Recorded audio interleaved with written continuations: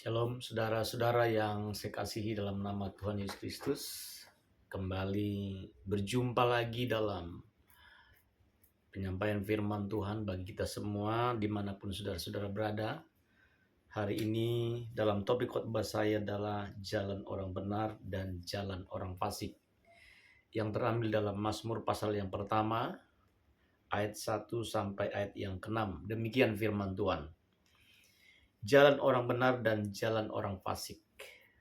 Berbahagialah orang yang tidak berjalan menurut nasihat orang fasik, yang tidak berdiri di jalan orang berdosa, dan yang tidak duduk dalam kumpulan pencemooh. Tetapi yang kesukaannya ialah Taurat Tuhan, dan yang merenungkan Taurat itu siang dan malam.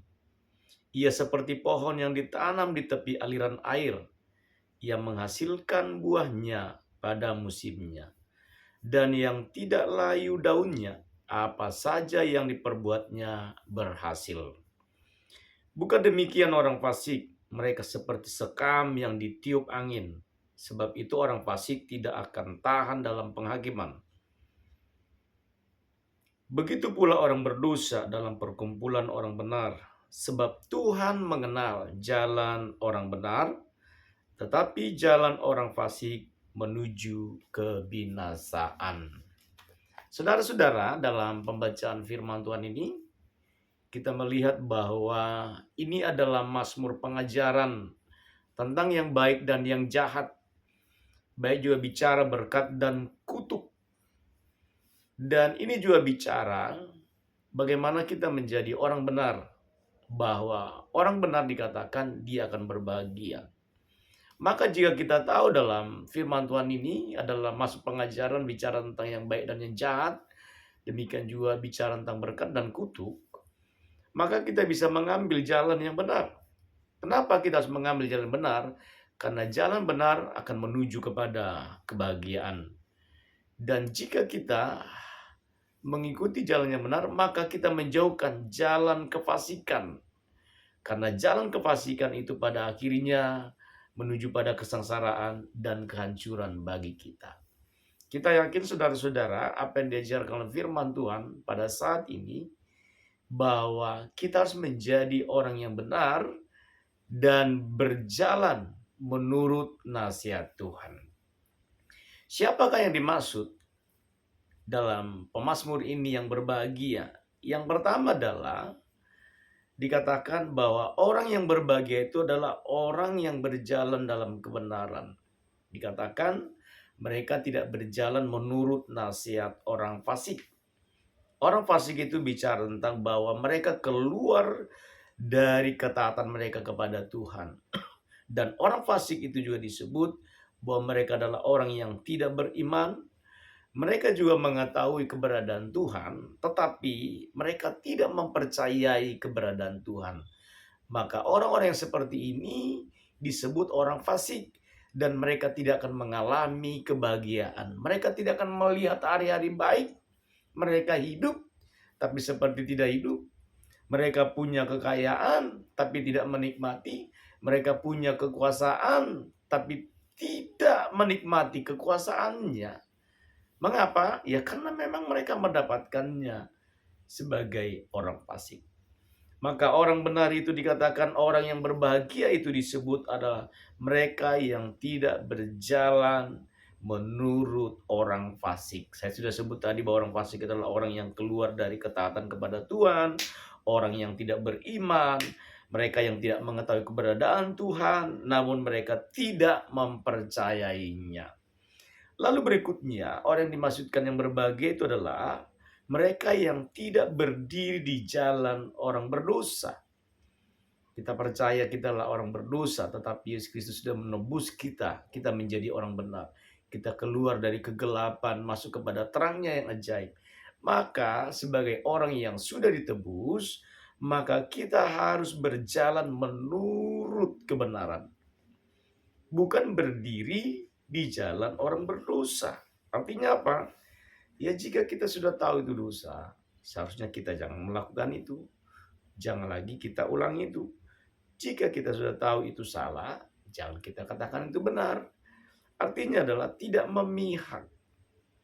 ya, tidak memihak, ya karena orang itu memiliki sesuatu, karena punya sesuatu, lalu apapun yang dikatakan orang itu kita berkata itu benar. Padahal sesungguhnya itu salah. Jika kita bicara ke hati nurani kita, apa yang dikatakan oleh orang berkata bahwa itu contoh, oh itu benar itu, padahal itu tidak benar. Lalu kita berkata, oh itu benar. Nah, itu maksudnya jadi tidak berdiri di jalan orang berdosa. Saya percaya bahwa kita setiap anak-anak Tuhan, dimanapun kita berada saat ini, jika saudara mau melihat hari-hari baik, saudara, jika saudara mau menikmati kebahagiaan, berjalanlah menurut apa yang dikatakan oleh Tuhan pada saat ini. Lalu berikutnya adalah siapa yang dimaksud dengan orang yang berbahagia? Yaitu mereka yang tidak duduk dalam kumpulan pencemooh. Pencemooh itu artinya apa? Pengejek yang suka menghakimi. Saya percaya saudara-saudara, sebagai anak-anak Tuhan yang sudah ditebus oleh Tuhan, tidak lagi kita punya level yang seperti itu.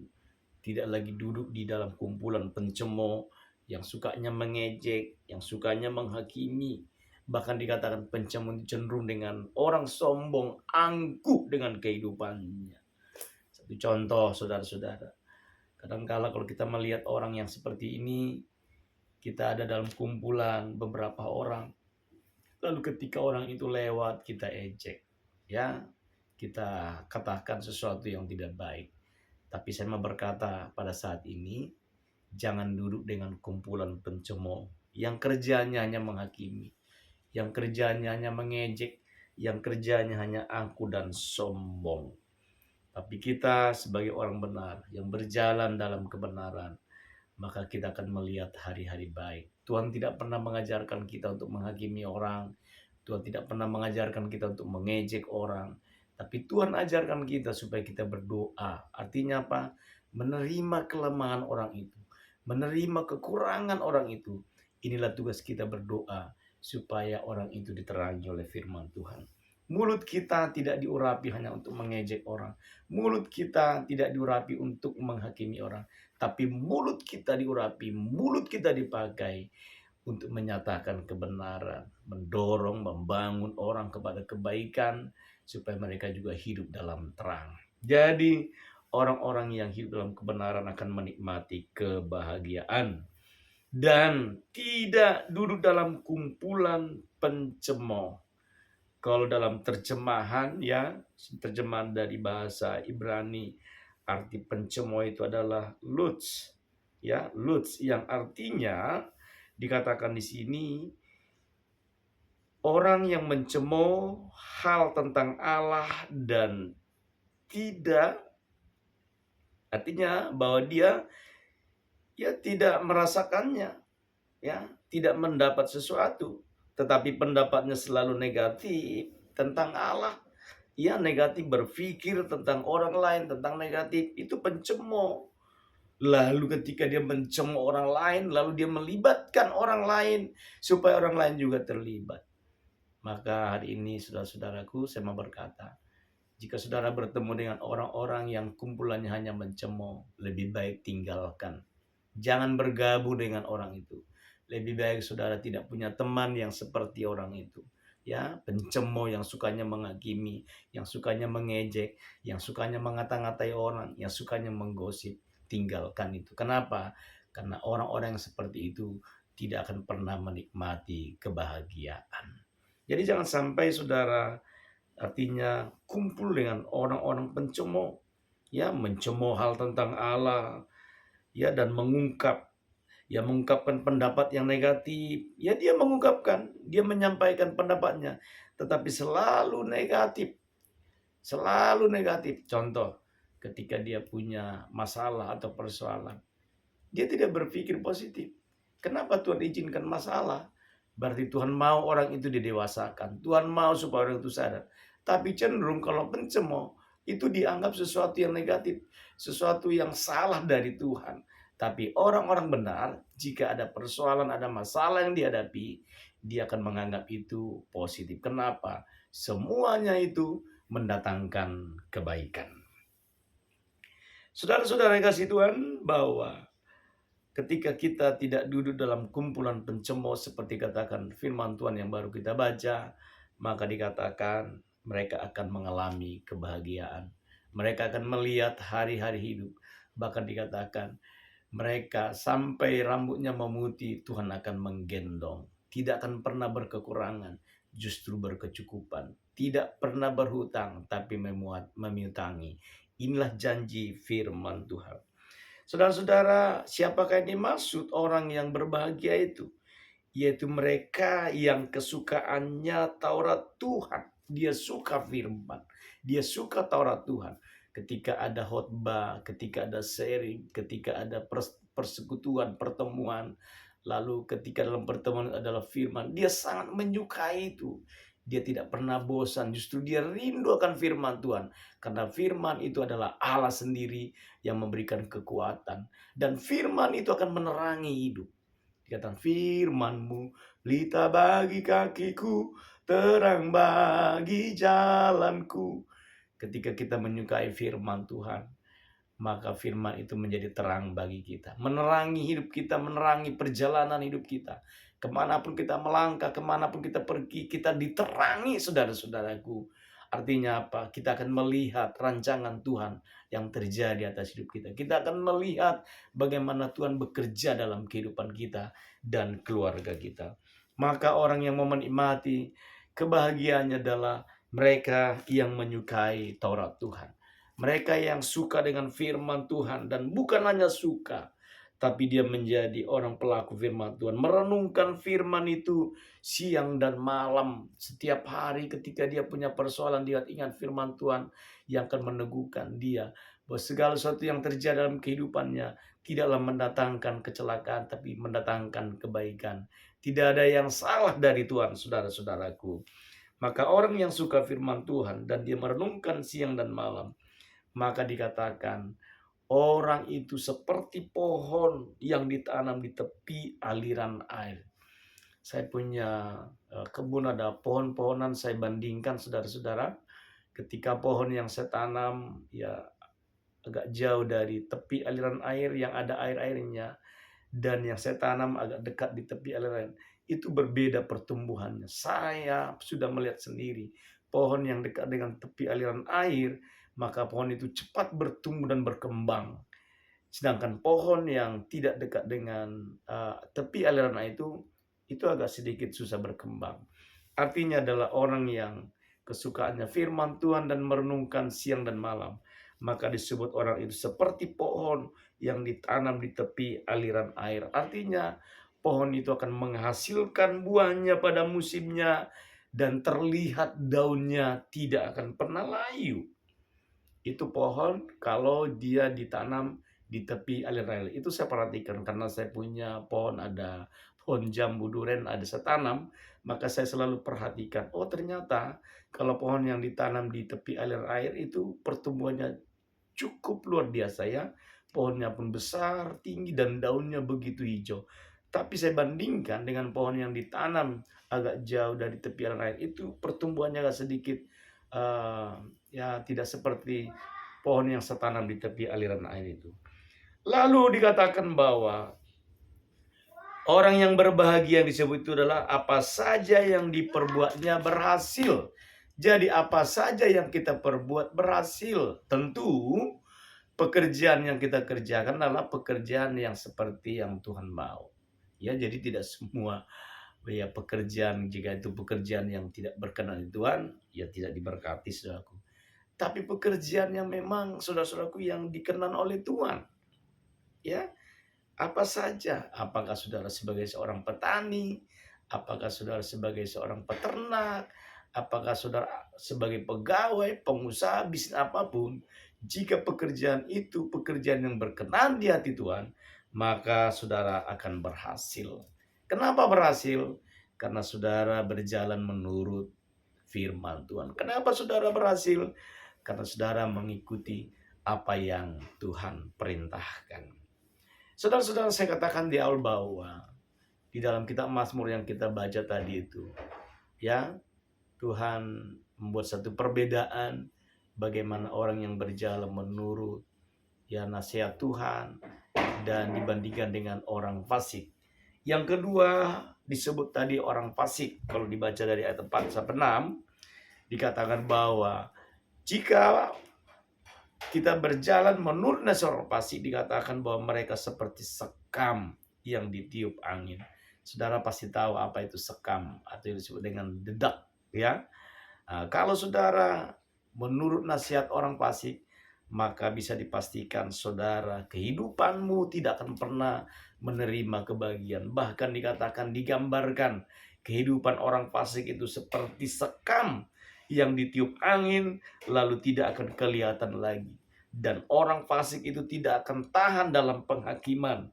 Dan dia juga tidak tahan dalam kumpulan orang-orang benar. Dan dikatakan oleh Tuhan bahwa jalan orang fasik itu menuju kebinasaan. Ya, ciri-ciri orang fasik itu dia lalai dengan kewajibannya pada Tuhan. Ia tidak peduli dengan Tuhan, tidak peduli dengan agama. Saya percaya saudara-saudaraku, ketika mendengar firman Tuhan ini, kita sekarang bisa mengambil satu pilihan bahwa kita harus menjadi orang yang benar, ya. Tidak hidup dalam kumpulan orang-orang fasik, tidak berjalan menurut nasihat orang fasik, ya, tidak hidup berdiri di kumpulan orang berdosa, bahkan juga dalam kumpulan pencemooh, karena Tuhan membenci hal yang seperti itu. Kalau kita sudah diselamatkan, kita sudah ditebus, mari kita belajar memberi hidup kita sepenuhnya kepada Tuhan. Dalam renungan ini yang sudah kita baca, kita percaya hanya firman Tuhan yang memberi kita kekuatan dan kemampuan. Ketika kita berjalan menurut nasihat firman Tuhan, kita berjalan menurut rancangan Tuhan, kita berjalan menurut apa yang Tuhan mau. Saya percaya saudara-saudaraku, kebahagiaan demi kebahagiaan kita akan menikmati. Kita akan melihat anak-anak kita akan melihat cucu kita akan melihat, ya, cicit dan yang lain-lainnya. Kita akan melihat hari-hari bahagia kita, saudara-saudaraku. Itu indahnya ketika kita bersama dengan Tuhan. Dan saya percaya saudara-saudaraku bahwa sebagai orang benar akan terus merenungkan firman Tuhan siang dan malam. Tidak akan pernah putus-putus perkataannya, imannya, hidupnya. Bahkan ketika dia menghadapi persoalan, dia selalu mengucap syukur kepada Tuhan. Dia tahu segala sesuatunya yang terjadi dalam kehidupannya, Tuhan pasti berikan jalan keluar. Tidak ada yang salah dengan Tuhan. Tidak ada yang salah dengan Tuhan. Segala sesuatunya Tuhan pasti cukupkan. Saudara-saudara yang hari-hari ini yang sedang mengalami persoalan pergumulan, kembali kepada Tuhan. Jangan tinggalkan Tuhan hanya karena persoalan sekecil itu. Tapi berbalik kepada Tuhan, cintai Tuhan, kembali kepada jalan yang benar. Pada waktu engkau dipanggil Tuhan, percaya kepada Tuhan. Jika dalam panggilan engkau menghadapi persoalan, menghadapi tantangan, bahkan diizinkan sakit penyakit, persoalan ekonomi, bahkan keuangan. Hari ini saya berkata kepada saudaraku, kembali kepada jalan yang benar. Tuhan akan menolongmu, Tuhan akan memampukan engkau untuk apa? Untuk bertahan dalam kehidupan. Dan saya yakin firman ini akan meneguhkan kita, menguatkan kita kembali lagi kepada Tuhan. Berseru kepada Tuhan, tinggikan Tuhan, agungkan Tuhan. Dia akan memberikan kita kemampuan. Demikian firman Tuhan, saudara-saudaraku. Dan saya akan berdoa buat saudara hari ini dimanapun engkau berada. Dan saya percaya ketika kita berdoa dan saudara imani doa ini, maka saudara akan mengalami mujizat, saudara akan melihat tanda-tanda heran dalam kehidupanmu. Dan hari ini siapapun saudara, ketika berdoa dan saudara imani, engkau mengalami mujizat, yang sakit sembuh, yang lemah dikuatkan, yang susah dihiburkan, karena Tuhan yang melakukannya. Mari kita berdoa. Bapa di surga, malam hari ini hamba berdoa Tuhan untuk firman-Mu yang sudah disampaikan, sudah ditaburkan bagi setiap anak-anak-Mu dimanapun mereka berada, yang sedang menyaksikan yaitu video ini Tuhan, menyaksikan khotbah melalui video ini. Hari ini hamba berdoa ya Tuhan, biarlah Engkau menguatkan mereka, memampukan mereka berjalan menurut firman Tuhan, bukan berjalan menurut nasihat orang fasik, bukan berjalan dalam kumpulan pencemooh, bukan berdiri di dalam kumpulan orang berdosa, tapi kami berjalan menurut firman-Mu. Artinya bahwa kami akan suka dengan firman-Mu, Maka orang yang suka dengan firman Tuhan dan merenungkannya siang dan malam, maka kami akan melihat hari-hari bahagia kami. Kebahagiaan yang akan menyertai perjalanan hidup kami. Makanya berdoa Tuhan, siapapun mereka yang sedang mengalami sakit penyakit disembuhkan, yang lemah dikuatkan, yang susah dihiburkan. Ekonomi mereka juga dipulihkan oleh Tuhan. Keluarga mereka juga dipulihkan Tuhan. Rumah tangga mereka dipulihkan oleh Tuhan. Baik tanam-tanaman pertanian, apapun Tuhan yang sedang mereka usahakan diberkati. Mereka yang ada di daerah-daerah, di pelosok-pelosok, bahkan mereka yang ada di pesisir, di gunung dimanapun mereka saat ini berada Tuhan, Engkau menjamah. Mereka yang ada di luar kota, mereka yang ada di luar negeri, mereka yang ada sedang berlayar, bahkan mereka yang ada di tengah laut, sebagai nelayan apapun. Kami berdoa Tuhan Engkau yang memberkati mereka, mampukan mereka untuk menghadapi hari-hari mereka. Dan kami percaya Tuhan pasti beri jalan keluar. Terpujilah namamu Yesus Kristus yang ajaib. Hamba berdoa dan berkatilah mereka. Ajar mereka untuk terus belajar dalam firman-Mu. Ajar mereka terus belajar mengandalkan Tuhan. Memberi hidup mereka sepenuhnya kepada Tuhan. Karena Tuhan akan memberikan jalan keluar. Terpujilah namamu Bapa. Di dalam nama Yesus Kristus kami berdoa dan bersyukur kepadamu. Haleluya. Amin. Demikian saudaraku, saya percaya bahwa hari ini terimalah mujizat.